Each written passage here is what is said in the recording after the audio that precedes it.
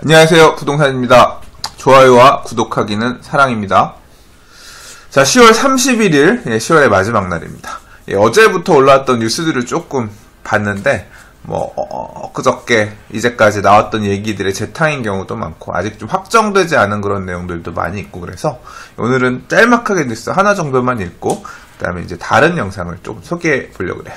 오늘 그래서 하나 딱 꼽은 준비한 영상 뭐냐? 상권에 대한 얘기입니다.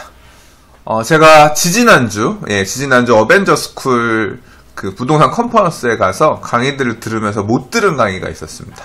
점심 먹고 나서 그 다음 강의들을 못 들었는데, 둘째 날, 일요일 날 강의를 하셨던 분이 옥탑방 보보스라는 분이신데요.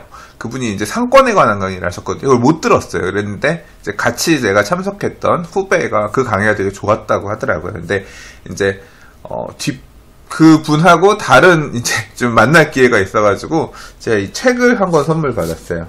나는 집 대신 상가에 투자한다라는 책인데,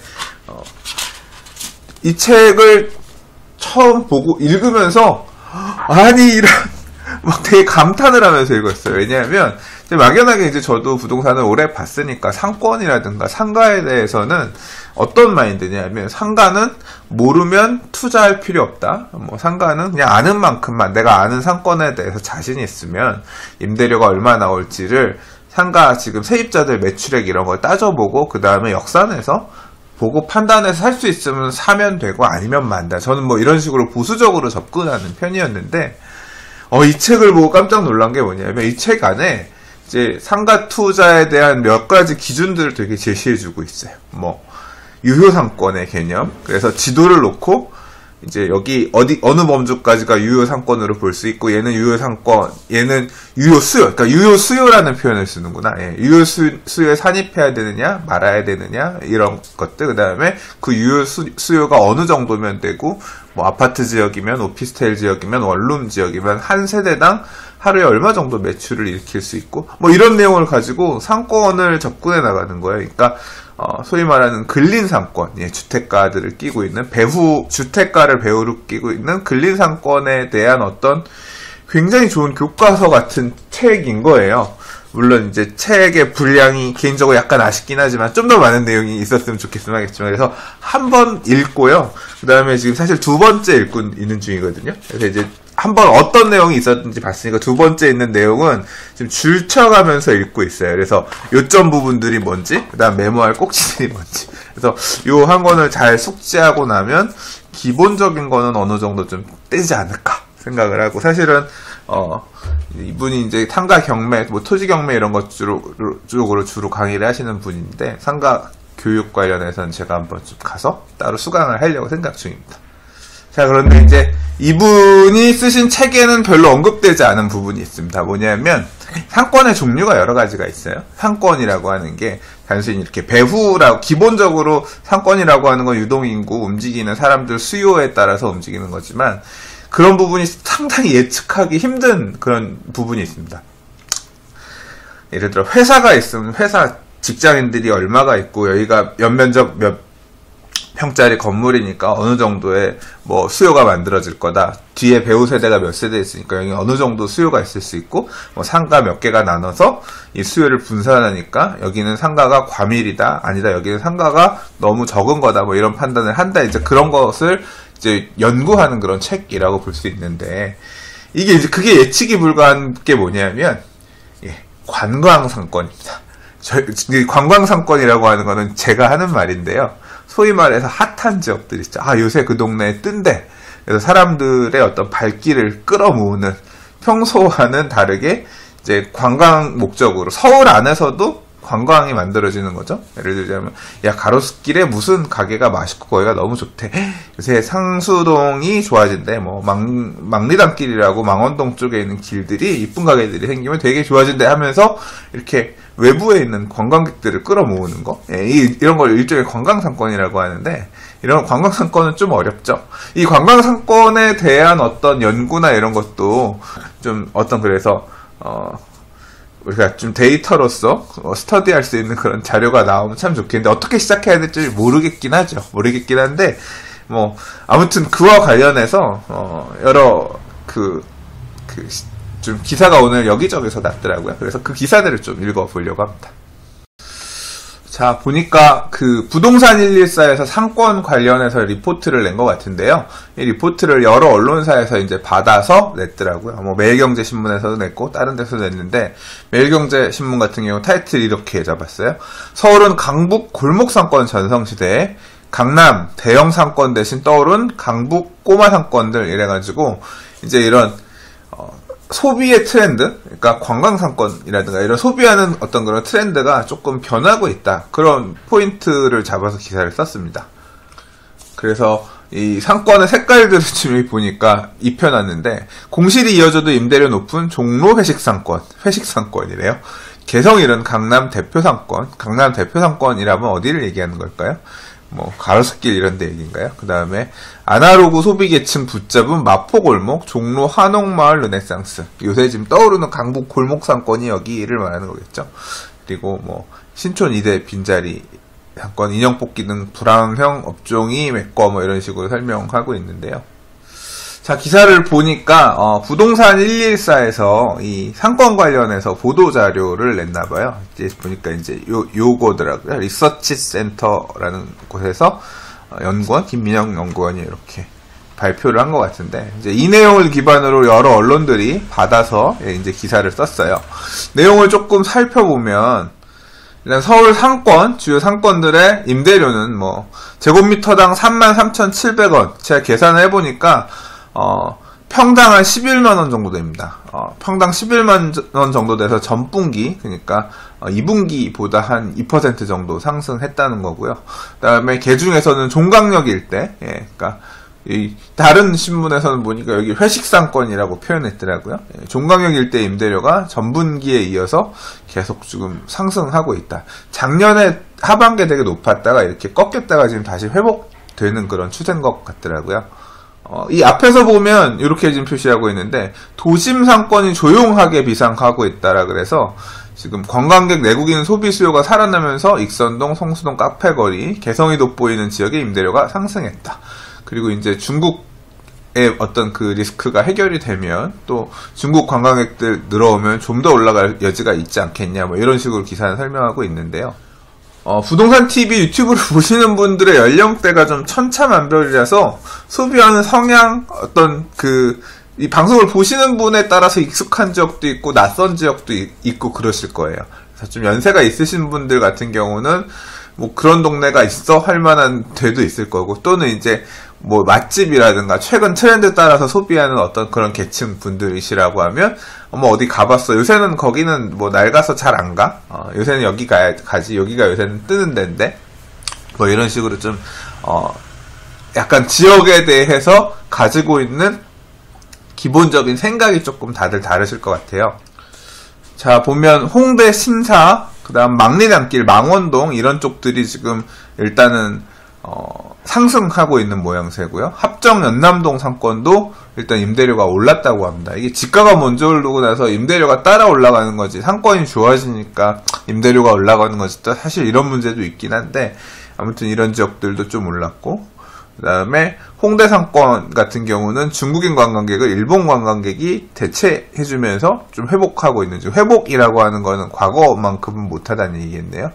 그 다음에 신촌 상권도 살짝 부활하고 있고, 신촌이랑 이대 상권 같은 경우는 서대문구에서 엄청 노력하고 있는 걸로 알고 있어요. 이 지역 살리기 위해서. 그래서 제가 2주 전에 갔을 때 보니까 이대 사람들, 관광객들 되게 많고, 또 이대 안에 가니까 그 주차장 자체가 이번에 영동대교 지하 공간 개발하는 설계하신 분, 도미니크 페로였나? 그분이 이대 주차장 설계했다 그러잖아요. 그러니까 전 대학교에 왜 이렇게 외국인 관광객들이 많이 와서 이렇게 사진 찍나 했더니, 그 자체만으로도, 그 지역 상권에, 기여하는 그런 여파가 되게 크다고 개인적으로 느껴지더라고요.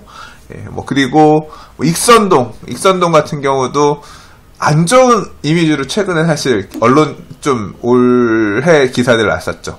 여기도 젠트리피케이션 이런 얘기나, 그러니까 결국은 기존에 있던 임차인들을 대체해서 새로 들어온 어떤 주도적인 임차인들, 굴러 들어온 돌이 박힌 돌 빼내는 것 같다라고 하면서 이제 임차인들 간의 갈등들, 이런 것들의 어떤 대표적인 이슈로서 익선동 얘기가 나왔는데, 아무튼 익선동의 성장세도 눈에 띈다. 그래서 익선동의 유동인구가 늘면서 2년 동안 매매 임대 물건은 자취를 감췄다라고 하는데, 익선동 어딘지 아세요? 예.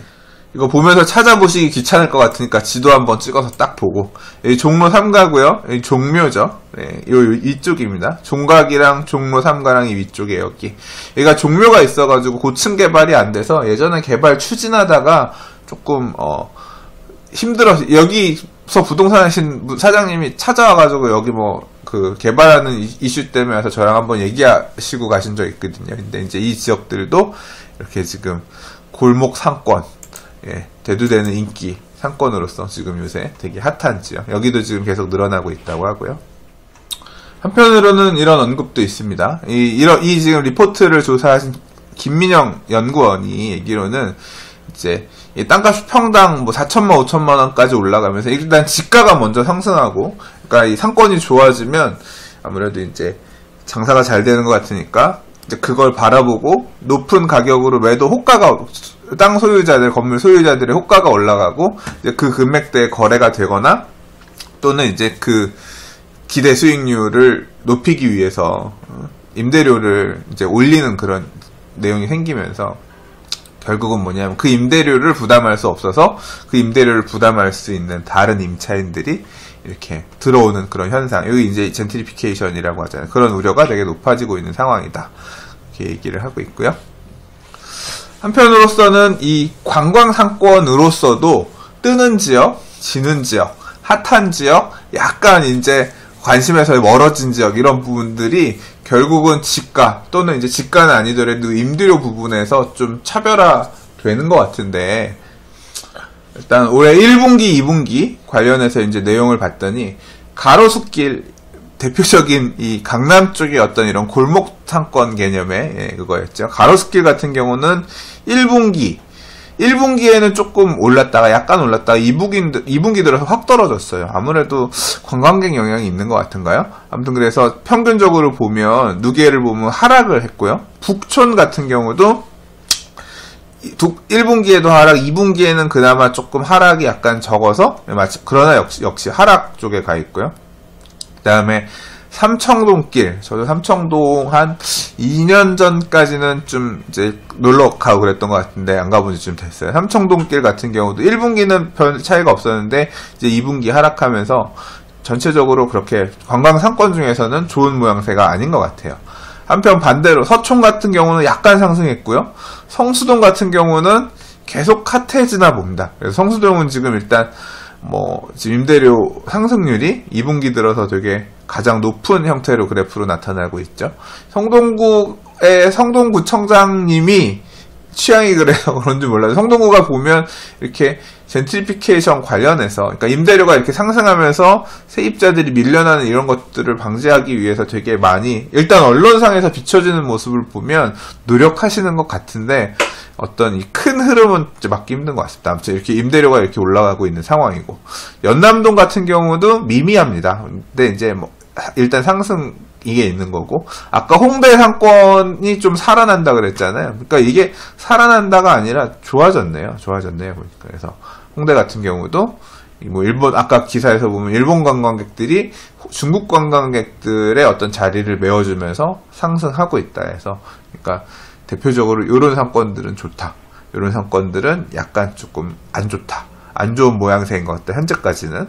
그런데 큰 밑그림에서 보면 일단 전체적으로 추가적인 일단 해빙 분위기여서 관광객들이, 국내에 들어오는 관광객들이 늘어나고 하면 전체적으로는 추가적인 상승이 될 것 같다, 이런 내용이에요.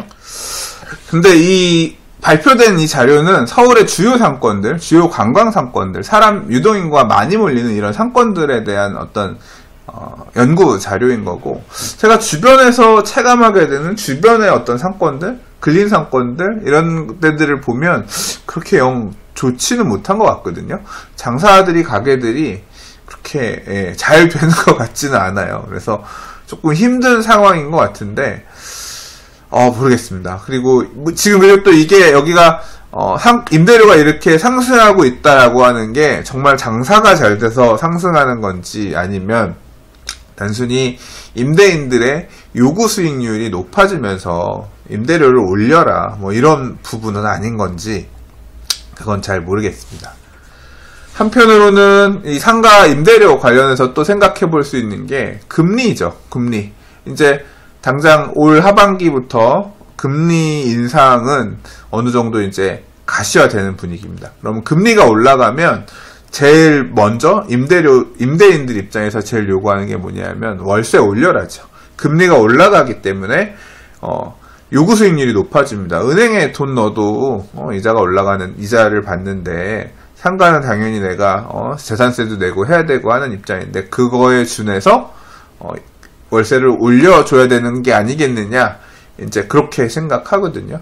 그러면 만약 금리 인상에 따라서 임대료 요구 수익률이 높아지면서 임대료가 올라가는 어떤 그런 이슈가 발생을 하면 결국 임대료 올려주느니 저는 장사 못하겠어요 하면서 이제 이 상권들 자체도 이제 이 큰 밑그림, 큰 틀 하에서 이 변화가 생기게 되거든요.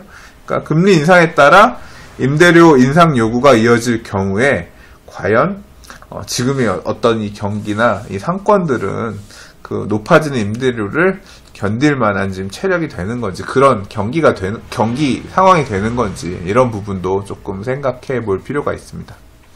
이제 금리가 올라가게 되면 오른 금리 이자만큼 그거에 대해서 월세를 이제 임차인한테 더 내라 라고 요구를 하면 임차인들이 장사가 잘 되면 장사 더 잘 되게끔 잘 해야 되니까 그 돈을 내면서 있겠지만 장사가 잘 안 되면 결국은 그 임대료 못 버티고 나가거든요. 그런 세입자들이 많아지면 상권은 무너지는 거거든요.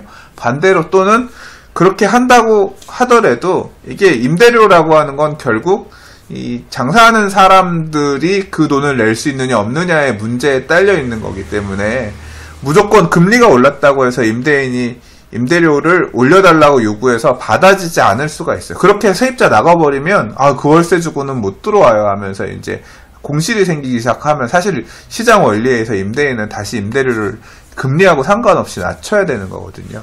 그러면 어떻게 되겠습니까? 예. 그래서 이 수익형 부동산은 진짜 금리 그리고 이 상권의 변화 이거에 되게 민감한 편이거든요. 그래서 앞으로 시장 환경 하에서는 그런 부분도 조금 고려해서 이런 부분도 같이 생각을 해야 될 것 같습니다. 즉 기사 안에서는 뜨는 골목 상권들에 대한 얘기가 있지만 한편으로는 과거에 떴던 골목 사건들이 지는 상황도 지금 볼 수가 있고요. 이 자료만 보더라도 그리고 이제 금리 상승기 하에서는 이 요구하는 수익률이 너무 높다라고 그래서 상권이 받쳐지지 않으면 임차인들이 그거에 준해서 임대를 내지 못하면 결국 이 부동산 가격도 하락 압박을 안 받을 수 없는 상황인 거거든요. 그래서 이제 이런 부분들을 신중하게 같이 검토해서 판단하시면 좋겠습니다. 오늘은 관광 상권에 대해서 조금 얘기를 해봤습니다. 좋아요와 구독하기는 사랑입니다. 내일 또 다른 뉴스로 인사드리겠습니다. 감사합니다. 부동산입니다.